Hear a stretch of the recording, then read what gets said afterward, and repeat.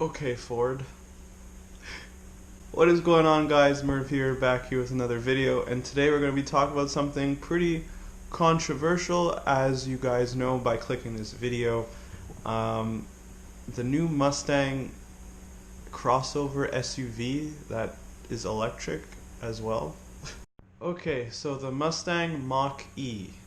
So yesterday, Ford debuted it in Detroit, their new surprise new vehicle that they're going to be working on, that they're going to be announcing, sorry, for the 2021 year. So like a late 2020 model for 2021 basically.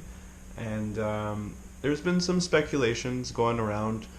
We know since about early last year that Ford was thinking about the idea of a four-door Mustang. So I was thinking, okay, it's gonna be like their version of a Porsche Panamera, like a four-door sports coupe, as they call them, which kind of was a bit of a weird idea. And then there was also rumors of a new electric vehicle that was being developed by Ford as well. Little did we know, unless you were really into it, like for like digging on research. But turns out it was both tied into one, minus the part that it was a sedan. It ended up being a SUV. So obviously that's going to trigger a good amount of the Mustang community, because when you think of Mustang, it's a sports car, it's a muscle car, it has a sound coming out of it. But this is everything that it isn't, and it has the Mustang logo on it, and it's electric, and it's an SUV. Me being a Ford guy, I own two Fords. One's a Mustang, 84 SVO, and I have my daily as a 2015 Ford Fiesta ST. Obviously, I love the Ford family. I love their performance vehicles and what they stand for, but I don't know about this one. But before we get into my rant about what I think about it, I wanted to give you guys the stats. So I'll try and put this on the screen as well as I'm talking. So the Mustang Mach E will come in 3 different trim levels. You're gonna have the base model that's gonna start around 40 grand. This is all in US, by the way, US dollar. For the Canadians, I imagine it's gonna be a couple grand more because of our taxes and whatever. The base Mustang is going to start at around 40 grand, and it's going to come in rear-wheel drive and all-wheel drive variants.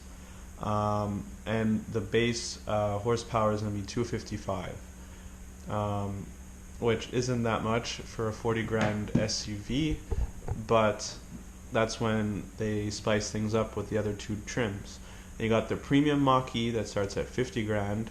Rear-wheel drive and all-wheel drive will apply for all these trims, by the way, as options, at 333 horsepower, which is at par with the Ford Edge ST. I believe is around that much horsepower, but instead of an EcoBoost motor as the ST has, this is obviously all electric. And then the one that most people are going to want to have is the GT trim.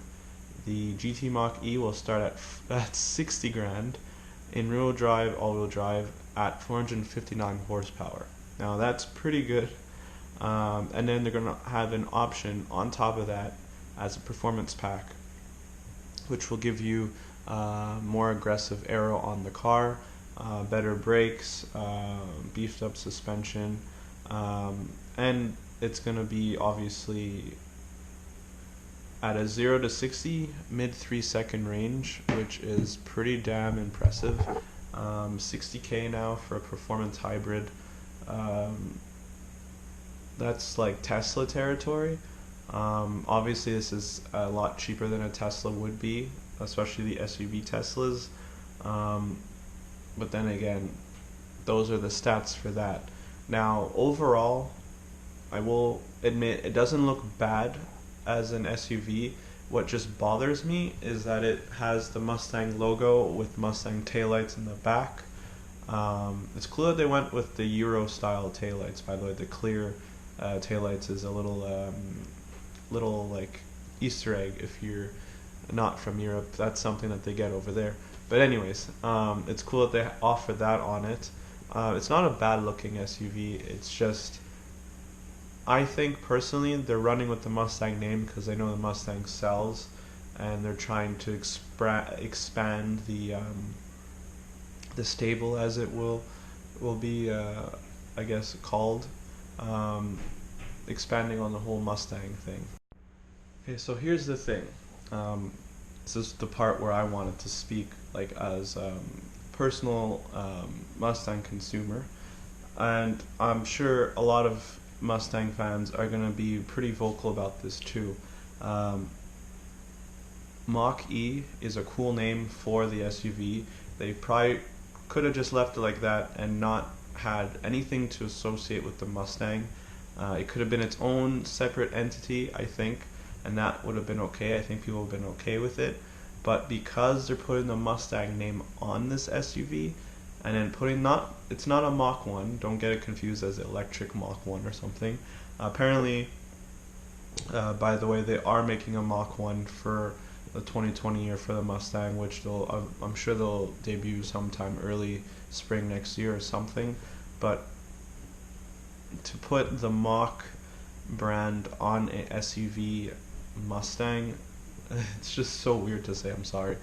But yeah, I don't know, guys. I'm pretty on the fence about this. Like, I understand they're trying to be forward thinking, and that's cool. They're saying that's an average about 300 miles of range for the lower trim Mustang Mach E's, which is cool, and about 250 miles in the GT, which is still not bad. But like, they're saying, and they even had like this cool little like on the track video with Ken Block and a bunch of other important people in the Ford umbrella, of them test driving it and them saying, it's actually not bad. We can't believe it's a Mustang crossover or SUV. You can't hear anything, but you feel it. It performs like a Mustang, everything like that. Which I guess, and if I ever get the chance to drive it, I'll see for myself. But I don't know. I think they should have ran with a different name. That's the big thing that's bothering me, is that it says, or it has the Mustang logo, the pony logo on it, and it's a bit different. Like, they changed the look of it. It's more, I guess, not as traditional, more modernized. It's a bit stretched out, has a couple lines on it and stuff. Looks alright, but I don't know. Mach-E, I think, would have been better, and I don't know. Like, from the back, it looks kind of like a Mustang with the fastback look and everything like that, and then you go to the front, it doesn't really look like a Mustang at all. I guess they tried to have some Mustang influences around it, but they tried to make it its own thing, but also paying homage to like the Mustang look, the classic look. But Ford seems to be generally very excited, very confident about it. I would just like to see how it stacks up with the competition. I guess we'll find out later on when testers, reviewers get their hands on these vehicles. Inside, it looks pretty cool. It's obviously very high-tech, very Tesla-like, with the center console, or if you want to call that a center screen. It's like a huge tablet. It looks cool. It's very simplistic, very minimalistic, which is cool. Also at the center is that they incorporated like a knob as well into the screen, which is pretty neat.